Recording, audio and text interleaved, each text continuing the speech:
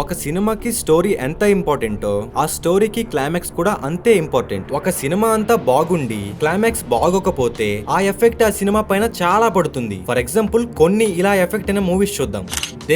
Devara movie first నుంచి pre climax వరకు చాలా హైలో వెళ్తుంది. మనం ఏ దేవరా కోసమైతే మూవీ చూస్తున్నామో ఆ దేవరా లేడు, ఎప్పుడో చనిపోయాడు అని క్లైమాక్స్ లో చూపించడం, లాస్ట్ లో వర కూడా తనని తానే పొడుచుకొని పడిపోవడం, ఇది ఫ్యాన్స్ కి అంతగా కనెక్ట్ అవ్వలేకపోయింది.